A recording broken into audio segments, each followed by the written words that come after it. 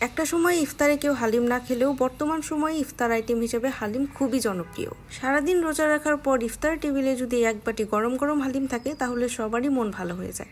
Hello everyone, আসসালামু আলাইকুম। আবারও চলে আসলাম নতুন একটি ব্লগ নিয়ে। আজকে থাকতে শাহী হালিমের পারফেক্ট একটা recipe and pressure cooker use করে খুব ঝটপট আমি এটা বানিয়ে ফেলবো।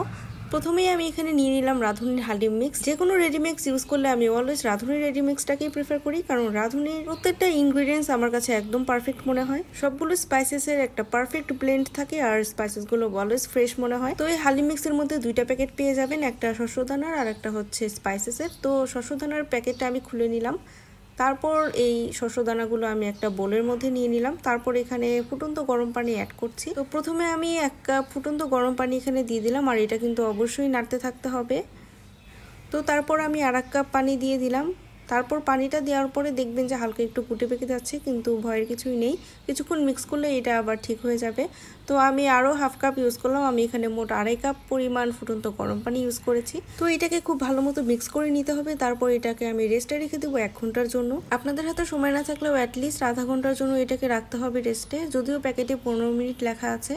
তো তারপর আমি এখানে মাংসটাকে ম্যারিনেট করে নিব। হাড়, চর্বি, সলিড পিস সবকিছু মিলিয়ে নিলে বেশি ভালো হয় হালিমটা খেতে। তো আমি এখানে ফ্যাট আর সলিড পিস মিলিয়ে নিয়েছি। তারপর এটাকে ম্যারিনেট করে নিব। ফার্স্টে এখানে আদা রসুনের পেস্ট দিয়ে দিলাম, এখানে 1 টেবিল চামচ পরিমাণ দিয়েছি। তারপর এখানে টেস্ট অনুযায়ী মরিচের গুঁড়া আর একটুখানি হলুদের গুঁড়া দিয়ে দিলাম কালারটা ভালো আসার জন্য। তারপর এখানে যে মশলার প্যাকেটটা ছিল সেখান থেকে 2 টেবিল চামচ মশলা আমি দিয়ে দিলাম। আর লবণ এখানে ইউজ করতে হবে না, কারণ প্যাকেটের মধ্যে যে পরিমাণ লবণ আছে তাতেই এটা হয়ে যাবে। আর এই মশলার স্মেলটা অনেক বেশি সুন্দর, হালিমের মধ্যে খুব সুন্দর একটা অ্যারোমা নিয়ে আসে। তো এই সব কিছুকে আমি ম্যারিনেট করব এখন। এটাকে রেস্টে রাখার কোনোই দরকার নেই, কারণ এটা আজকে আমি প্রেশার কুকারে বানাবো। যেহেতু রোজার দিন, হাতের সময় অনেকটা কম থাকে, তো প্রেশার কুকারে দিলে এটা খুব তাড়াতাড়ি হয়ে যাবে। তো আমি ফার্স্টেই প্রেশার কুকারের মধ্যে এখানে 1/2 কাপের মতো পেঁয়াজ দিয়ে দিলাম। তারপর এখানে কুকিং অয়েল দিয়ে দিলাম। তারপর এটাকে বেরেস্তা বানিয়ে নিতে হবে।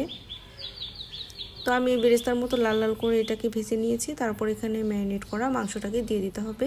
তো প্রেশার কুকারের ঢাকনাটা আমি এখনই লাগিয়ে দিইনি, কারণ এই মাংসটাকে আমি একটুখানি 5 মিনিটের জন্য কষিয়ে নিব। তারপর পরিমাণ মতো পানি দিয়ে একদম প্রেশার কুকারের ঢাকনাটা লাগিয়ে এটাকে সিটি দিয়ে নিতে হবে।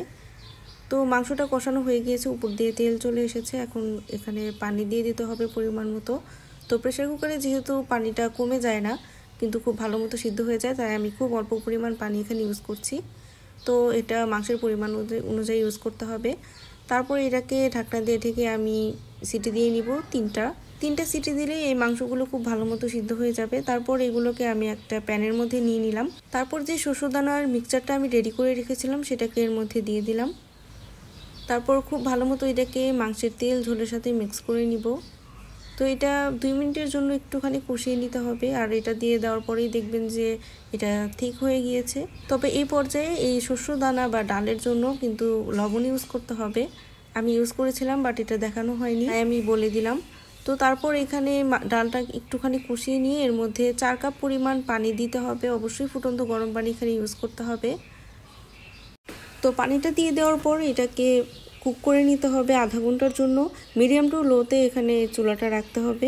তবে একদম চুপচাপ এটাকে রেখে দেওয়া যাবে না, এটাকে কিন্তু কিছুক্ষণ পর পর নেড়ে চেড়ে দিতে হবে, নাহলে কিন্তু এটা নিচে লেগে যেতে পারে, যেহেতু এখানে ডাল আছে আর এটা অনেকটা ঠিক।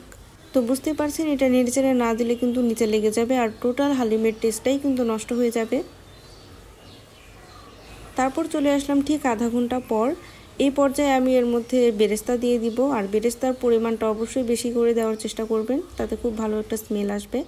তো মাংস ম্যারিনেট করার সময় আমি 2 টেবিল চামচ পরিমাণ মশলা ইউজ করেছিলাম, আর বাকি যে পরিমাণ মশলাটা বেঁচে গিয়েছিল এই পর্যায়ে কিন্তু সেই মশলাটা দিয়ে দিতে হবে। তো আমি সম্পূর্ণটা পরিমাণ মশলা এখানে দিয়ে দিলাম। তারপর খুব ভালো মতো হালিমের সাথে মিক্স করে নিব। তো ডাল দিয়ে দেওয়ার পরেই কিন্তু এই মশলাটা দিয়ে দেওয়া যাবে না, এটা কিন্তু আধা ঘন্টা পরেই দিতে হবে, তাতে করে যে মশলার স্মেলটা আছে সেটা খুব ভালো মতো বজায় থাকবে হালিমের মধ্যে। তো মশলাটা দিয়ে দেওয়ার পর এটাকে একদম লো ফ্লেমে আরও আধা ঘন্টার জন্য কুক করে নিতে হবে। অনেকেই একদম আধা ঘন্টা 20 মিনিটের মতো রান্না করার পর থিকনেসটা চলে আসলে নামিয়ে ফেলে, কিন্তু এরকম করলে হালিমের টেস্টটা ভালো আসে না। হালিম জিনিসটাই এমন যে এটা খুব লো ফ্লেমে ভালো মতো বেশিক্ষণ ধরে রান্না করলে এটা টেস্টটা ভালো আসবে। তো এটাকে একটুখানি বেশিক্ষণের জন্য রান্না করে নেওয়ার চেষ্টা করবেন। আর হালিম রান্না করাটা যেহেতু টাইম কনজিউমিং, তাই এই বিফটা যদি আপনারা প্রেসার কুকারে রান্না করে নিতে পারেন তাহলে টাইম অনেকটাই কম লাগবে। এই তো হালিমটা কিন্তু একদমই হয়ে গিয়েছে, আমি সার্ভ করে নিচ্ছি। আর এই পর্যায়ে খুবই নাইস একটা স্মেল আসছিল। তো তারপর আমি ধনিয়া পাতা, শসা, বেরেস্তা দিয়ে এই হালিমটাকে গার্নিশ করে নিব। আর অবশ্যই লেবুর রসটা ইউজ করতে হবে, তাতে টেস্ট অনেক গুণে বেড়ে যাবে। তো সব কিছু দিয়ে গার্নিশ করে নেওয়ার পর এটা দেখতে কিন্তু খুবই বেশি সুন্দর লাগছিল আর এটার টেস্ট খুবই ভালো ছিল। আর এই তো আমি নিজের জন্য এক বাটি সাজিয়ে নিয়েছি এখানে। এই তো আজান দিয়ে দিয়েছে, আমি কিন্তু খাওয়া স্টার্ট করে দিয়েছি। আর আপনারা বসে না থেকে এই ভিডিওটা অবশ্যই শেয়ার করে রাখেন, যাতে পরবর্তীতে হালিম বানানোর সময় আপনারা ভিডিওটা টুক করে দেখে নিতে পারেন। তো আজকের ব্লগটা আপনাদের কাছে কেমন লাগলো অবশ্যই কিন্তু কমেন্ট করে জানাবেন। আর এরকম দারুণ সব রেসিপি পেতে আমার ফেসবুক পেজটাকে একটা ফলো দিয়ে রাখতে পারেন। তো আজকের ব্লগটা এখানেই শেষ করছি, আবারও চলে আসবো নতুন কোনো ব্লগ নিয়ে। আজকের মতো বাই বাই সবাইকে।